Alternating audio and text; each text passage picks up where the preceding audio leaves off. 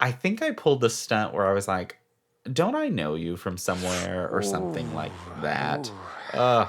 Classic. Hello, my name is Kay Anderson, and you are listening to Lost Spaces, the podcast that mourns the death of queer nightlife.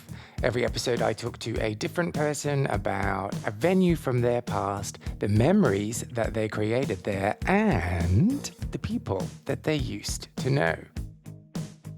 Hey, you must be exhausted because you've been running through my mind all day long. Oof. This week on the show, we are talking all about pickup lines. And as far as I'm concerned, the cringier, the better. And the reason we got onto this is because we were talking about the expectations versus the reality, like what we thought flirting in a gay bar would be versus what it's actually like in all of its clunky, awkward, and wonderful glory. And who is flirting with me? Well, it is Jay Roudybush from the Beards and Sundries Podcast, who has come on to tell me all about the gay bar fantasy in Wichita, Kansas. We chat all about religious parents, internalized homophobia, and the joy of staying up all night overthinking every single moment of the day before. Oof. Okay, let's get into it.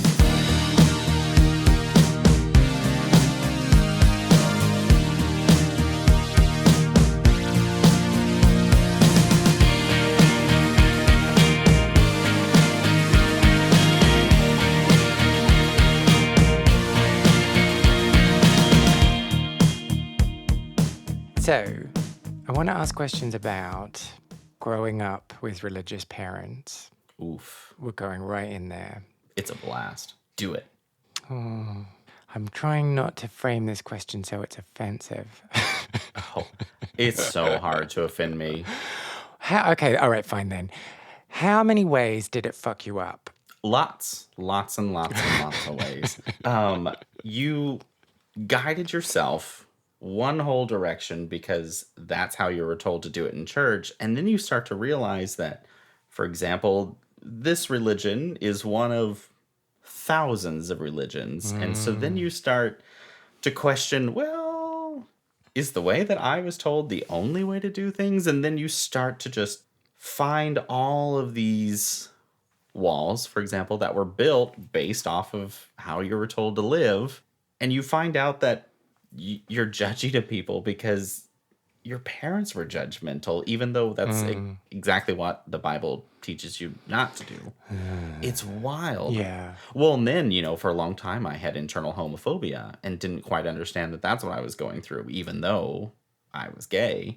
I wasn't really comfortable being around drag queens. I wasn't comfortable being around extremely feminine men because I was like, no, you still can be a man doing this, because that's what was instilled in me, which was, thinking back now, I feel like how could have anybody really liked being around me, because I feel that was so shitty to be like. And it almost hurts to think that that's how I used to think on things. Yeah. Well, okay, so just like some clarifying questions. Which religion did you grow up in? We were actually just non-denominational Christian. Okay. But I followed along the lines of Presbyterian or Methodist. Okay. And so when you say really religious, is it like all of your socializing revolved around churchy type activity? A lot of our connections were through church. Yeah. And we went to church every Sunday. And even though we didn't really live exactly how the Bible describes, obviously, we always used religion to make a decision in life. Or when something happened, God was always the reason. God was always our go-to for everything. So he was always like bringing the mood down. And was there a distinct moment in your life where you were like, oh, maybe this is bullshit? I would have been in my 20s, probably my late 20s even. Oh, wow. Okay. Yeah. Oh, okay. Well, maybe mid-20s. So you were still quite religious? Still quite religious? I was quiet on it. I was too afraid to question it because you're raised to never question it. Yeah, of course. And so I was too afraid to question it, but I would just sit there and be like, well, I don't really have a say in it.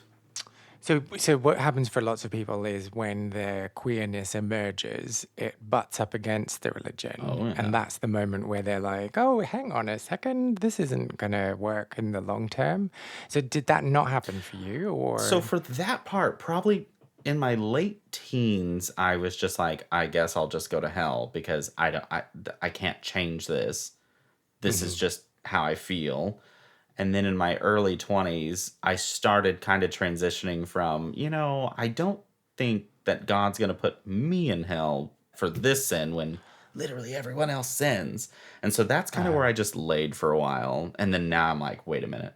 yeah. Why are you telling me that I'm going to hell? Isn't that exactly what you're not supposed to do? You are sinning telling me that. So go read your book. Tell me what you find out. Yeah, it's always so weird as well. It's like, why would I want to be in heaven with you, you asshole? Like, brilliant. Yeah. I'll have a moment's quiet. Now, like, you could tell me that all day. I'm not offended. And normally, like, if I'm in a sassy mood that day, and I'll just say it very calm, and I'll be like, then we're going to hang out down there together. So you might as well start liking me now. And then, but do you think that that's where the internalized homophobia stems from? For sure. Yeah, absolutely. It's so strange, isn't it? The way that we can Yeah. justify our existence by villainizing other people. Humans are terrified of the unknown. And so we try and justify and find as many answers as possible. And then anything that we don't understand, we're going to villainize because since we don't get it, we have to look down upon it. And give me the unknown. I love the unknown now. I want to keep learning. Like, I love that. But it's also this like, oh, I'm going to prove myself to the majority by distancing myself from the minority, even though I belong to the minority. We And it's have to this try kind so of hard to fit in. dissonance. Yeah. Like, fuck fitting in. Yeah. And I learned that I don't want to fit in. I just want to be me. I want to be happy being me. And I'm not infringing on anyone else's life being me. Just unlike religion, where I'm not telling anyone that they're going to go to hell for anything. So, yeah. How do you remind yourself of that? Like, how do you prevent yourself from slipping into that need to please other people or need to feel part of the pack? That's a really good question. Because you'll catch yourself doing it sometimes, and you don't notice that you're doing it. And so it's kind of a self-awareness. I'm one of those people who I often can't go to sleep immediately because I'm laying in bed and I'm thinking about, I don't know, every possible thing that you could think about in the world at once. And so a lot of times it's thinking over my day and where did I mess everything up at? Things like that. Oh, I should have said that. Yeah. And so you start catching yourself being like, well, that was, women could take the way you handled this situation at work as mansplaining. And so then you have to go, well, how can you react differently to not come off as that way? Or maybe you are being disrespectful to their views because you're bored and tired or something of that sort. And so it's just, I do a lot of self-evaluating laying in bed or just on the couch if I have some downtime or in traffic. You must be exhausted. Yeah, it's a life. No wonder I'm so tired. I wish I was one of those people that just didn't think about my interactions once the interactions were over. It'd be so much simpler. I don't know how people do it. I'm so amazed by that. Yeah, it's fascinating. It's fascinating that they just like, oh, well, I'm sure everything will be fine. Like, what? Yeah, and the people that have no anxiety or aren't trying to plan ahead for the next problem, I'm just like, how? How do you do it? I want that skill. Yeah, and don't feel the need to tie themselves up in knots justifying their decisions to every other person. That is absolutely something from growing up because there was never you did a really good job. It was always quiet if you did well, or you could have done better here. And so you started building this need to justify why you did that. And what you'll do differently next time and why there's special circumstances around this case. Yeah, yeah. When you start to realize, why do I always have to be best at everything? No. I still have to be best at everything. I'm built this way, so it's just going to happen. So. It's just an inevitability. So shall we then talk about a place, a magical place that will never make you question your self-esteem or your worth in the world and make you feel isolated and alone? The magical gay bar. Yeah, absolutely. Never felt any of those things. Yeah, never happens. You walk in that door, you're accepted immediately. Ugh, isn't it depressing that that isn't the case? I mean, like, I know this show is all about queer spaces and the importance of queer spaces, and I do absolutely believe in that. But also, they could be better. Yeah, they really could. You definitely walk in there knowing you're being judged. Regardless. And it's such a, maybe it's a generational thing, like, because I didn't know what to expect when I first went into a gay bar. So I was just like, well, of course they're going to love me there because no one else loves me anywhere else. There needs to be at least some place, right? And then walking in and being like, oh, this isn't rainbows and sunshine and instant friendship. Yeah. I was 18 because this was an 18 to enter place. And I remember, well, one, being mortified, terrified at this first time I'm going in. So I went in and thinking it was going to be, I don't know, absolutely rainbows, clouds, everything when you go in. No, it's this dark, drab, stinky, loud place where everyone's like looking at you, judging you immediately. And I also thought, I'm 18, young, cute. Thought I was cute at the time. They're gonna flock to me. Woo! Oh yeah. Everyone's gonna want to talk to me. Everyone's gonna have like quippy, funny things to say. I'm gonna be the belle of the ball. Nathan Lane lookalikes are gonna walk up and say all these cute gay stuff, and I'm gonna be like, yay! Wait, who's Nathan Lane? The American version of the movie Birdcage. Oh, okay. He's Robin Williams' husband in La Cage aux Folles. Okay. All right. Okay. I'm on the page. Yeah. That's what we need. More of them. Those kind of sexless men who are funny. I'm going to start that bar. That's what's going to happen. America and Oklahoma, I'm going to start a gay bar of funny gay men. So you get that experience when you walk in. With jazzy shirts. Yes. And so this first place, walking in 18, who are you with? If I recall right, I can't believe I don't remember this. I was probably overstimulated with why aren't the gays flocking to me? I'm pretty sure it was high school friends. I had girlfriends in high school that were excited to go. And how long did it take you to build up the courage to go there?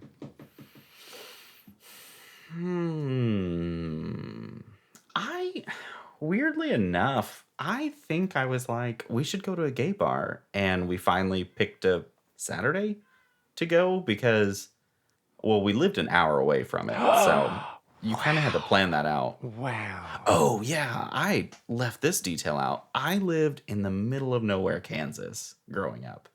So Wichita, Kansas was at least an hour from me. And so I had to drive a really far away for this. And I was so excited to get to be gay somewhere because I couldn't be gay in the middle of nowhere, Kansas, around ranchers. So like proper, I mean, I know nothing about Kansas, so I'm just going to like demonstrate how ignorant I am, but I'm just going to assume it's like I'm assuming you'll be able to guess pretty well. Country bumpkin-y type. And that's where you grew up. Mm-hmm. Oh, wow. I'm still a country bumpkin. So then being this country bumpkin coming out when you were there in that town, was that as horrific as I'm imagining? My coming out story's fun. It definitely didn't go well. It was very, well, I told my mother. Wait. It's a fun story and coming out didn't go well. Does it get better? Oh, sorry. I'm really sarcastic. I should probably express that. When I told my mother, she at first was like, I had a feeling. And then like maybe an hour later burst in my room crying. And she's like, you have to fix this. You have to fix this now. Oh, did she have any tips on how to do that? Weirdly enough. Oh, it was always like, you need to pray real hard. Oh. And she said something about it being her fault. She's like, I did this. I messed up. I babied you too much or something. Or when I divorced your dad, I took a man out of your life. I don't remember all the justifications anymore. I kind of just wiped all that news out. So after Mom went through all of her excuses of why she messed up, I went in to hug her and be like, it's not your fault. I'm so sorry you feel that way and all. And she pushed me away and she's like, you have to fix this now. We're going to fix this. And then left. And they put a curfew on me of 6 or 7 p.m. and I couldn't go out with people. And if I was out, they would call me randomly to see who I was talking to. Well, they put a curfew on you after you came out? Or Like a much stricter curfew. Fuck. And also, they set me up for counseling. Ooh. Not like conversion type counseling. Not to the extreme of what you read about and hear about. Mom asked for a female Christian counselor. A female? Yeah, I was like, she's going to be like, hell yeah, I love them already. Which is basically what happened. I don't remember the whole session, but they're like, all right, well, we can discuss why he feels this way and all. And Mom and my stepdad were like, you have to fix this. And she goes, so you can't say that. That's what messes kids up. There's nothing wrong with him. Mm-hmm. He's probably the most adjusted child that's been in my office so far. Which I was like, wow, that's nice to hear. This is a humble brag. You're just showing off now. I'm really, really adjusted, everyone. So just keep that in mind. But yeah, she told them that they can't say that. And then we came back and they sat me down. They're like, all right, we're going to stop grounding you from like internet and your curfew and all, because we want you to know that we're done punishing you, but you understand why we punished you, right? And I said, because I'm gay. And they're like, no, it's because of your behavior. And I'm like, I'm so confused. I am so confused. Oh, and they didn't elaborate on what the behavior was. I didn't ask details because I was just like, I want you out of my room. I don't want to talk to you anymore. And then from that point on, our relationship kind of decayed some. By my senior year, because this was my junior year of high school. Which is how I came out. I was just about to turn 17. Okay. So my senior year, they really kind of stopped paying attention, stopped showing up to stuff at school. And I kind of started living my own life. And then right at 18, I just moved out and moved on and learned a lot of lessons in that time frame. Oof. So that was your parents, but what about at school and stuff? Did you come out there or were you known to be a homosexual? What's interesting is at school, everyone knew. Mm-hmm. So it wasn't really a shock. Of course, you did have your jock kids that at first were kind of ready to bully. But for some reason, I think it's because everyone had the idea. It was never that harsh at all to me. And then I don't give them the satisfaction of reacting because I'm like, you're doing this because you want to stir up a reaction from me. You want me to get angry. You don't have that control over me. So I didn't really let it ever happen. So it never went anywhere bad. Oh, okay. Weirdly enough. So this first trip to the gay bar then, it's an hour drive. Mm-hmm. And the thing about going there with a bunch of girlfriends, who I'm assuming were straight. Oh, yeah. Is it's great because it gives you the courage and the strength to get to the club. But then when you're in the club, you're suddenly like, this is a bit inconvenient. Yeah, and I was I still am a terrible flirt. What am I saying? The fact that I'm able to snag anyone's shocking. But I think I had this thought that they would all scurry out, find a man, and bring them to me as like multiple wingmen. The Charlie's Angels of finding me a man. Tonight is all about me. Yes. I'm pretty sure my gay little 18-year-old brain was like, now, do your work. And I'm assuming then that didn't happen. Oh my gosh, those lazy bees did nothing. They just were there for a good time. And, oh, so selfish. Oh, yeah, they wanted to have fun. It wasn't there for a job for me. But, okay, terrible flirt. So terrible flirt in this case is not that you flirt a lot, it's that you're actually terrible at flirting. Yeah, I'm really bad at it. I overthink everything, and so I say the stupidest stuff. Oh, yeah, like we've established. Yeah. So like, what would be your hit-up line for me? So I'm at the bar, I'm looking nonchalant. I have resting bitch face, just so you know. So you're going to have to, like, try and overcome it. Oh, well, in that case, I'll be like, this is something so terrible that I would do. And I'd be like, oh, I see we both have resting bitch face together because mine's terrible. And then you would be offended and be like, what the fuck's wrong with you, bro? Well, or I would challenge you to a resting bitch face off. Because I'm pretty sure I could win. And then I would fall in love, probably. Because I'd be like, oh, you get my humor.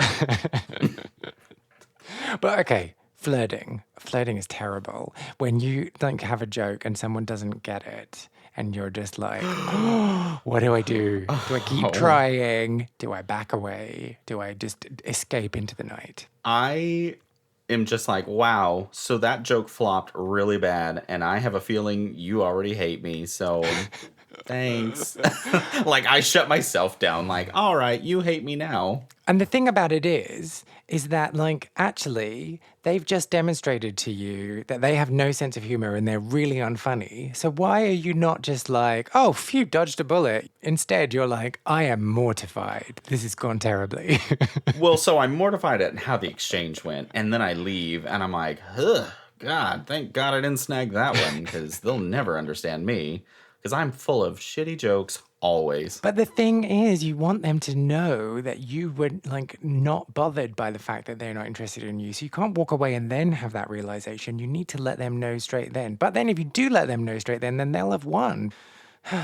So I'm going to write this down into all of my issues I need to resolve before bed tonight. So thank you for this. I'm not sure you're going to get to sleep tonight, bringing up all of these things.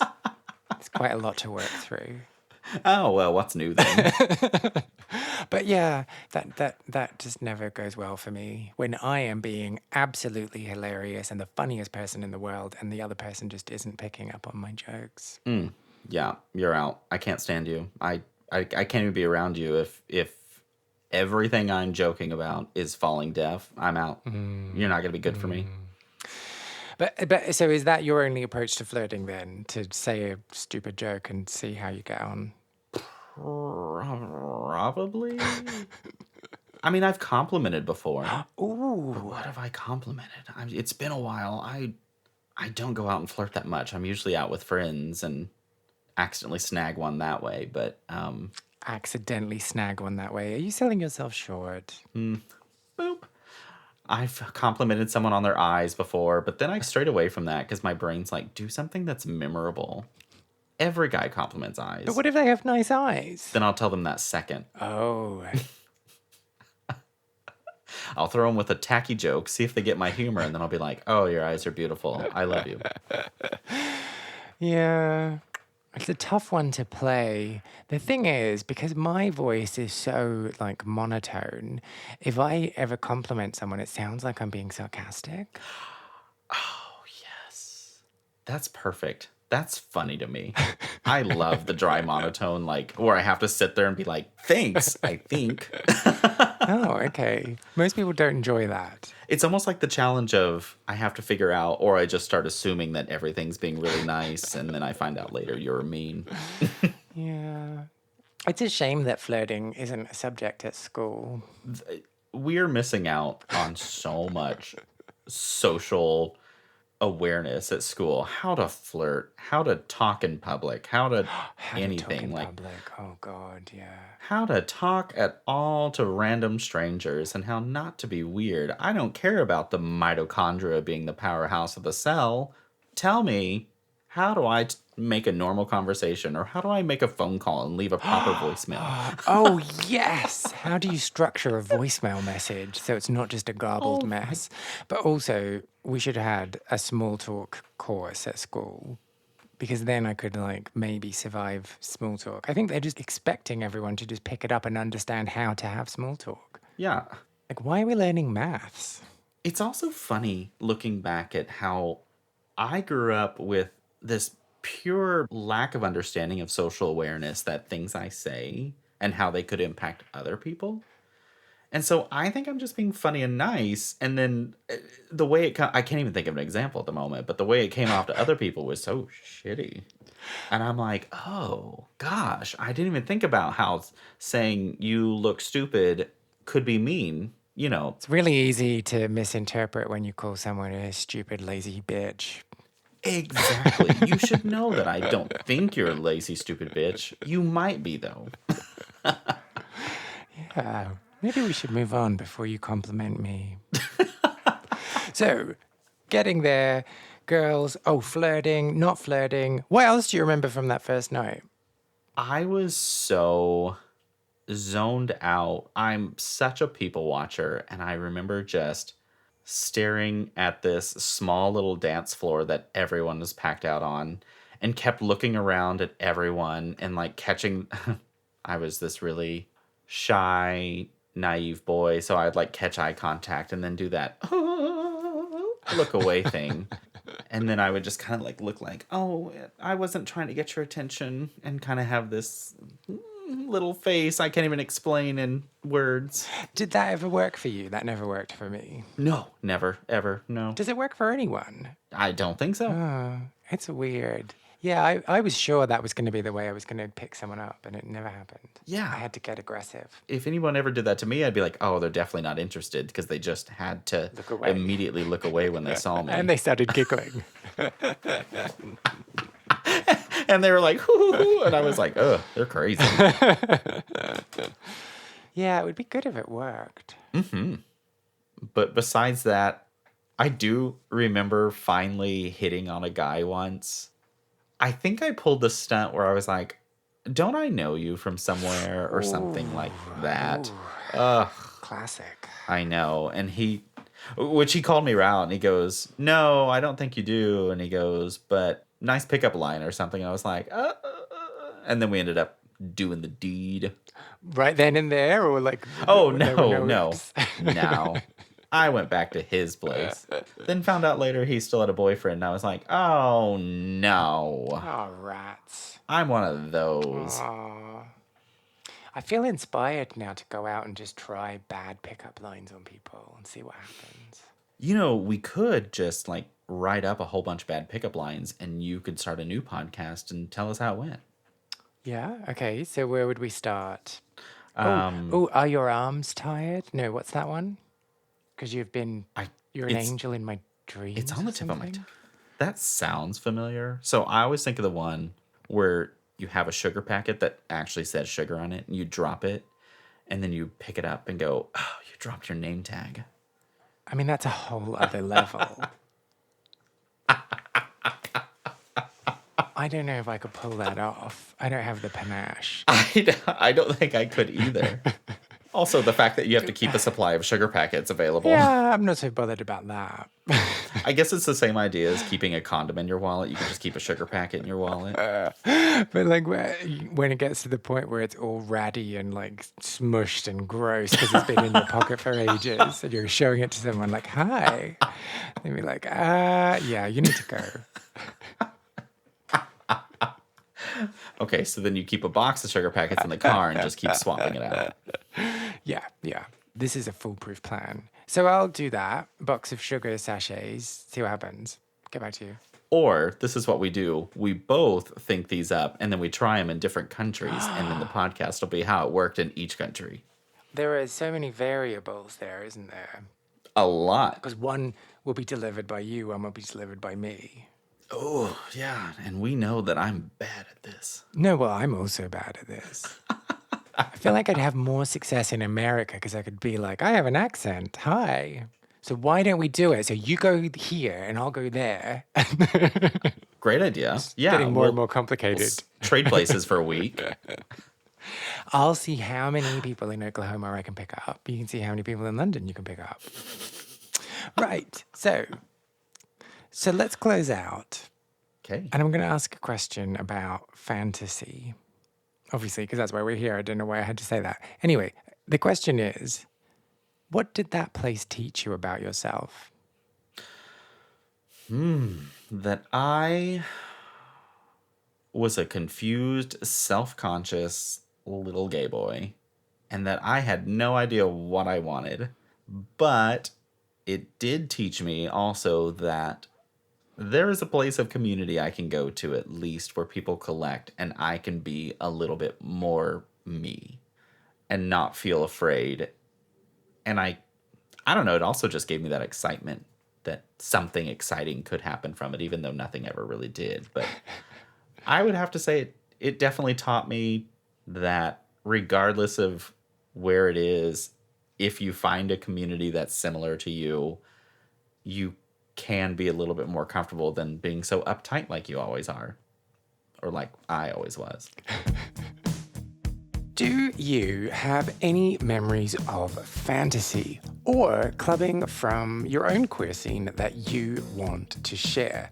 Well, if you do, I would love to hear all about it, so why not get in touch? I want to create the biggest online record of people's memories and stories of queer clubbing, but I need your help.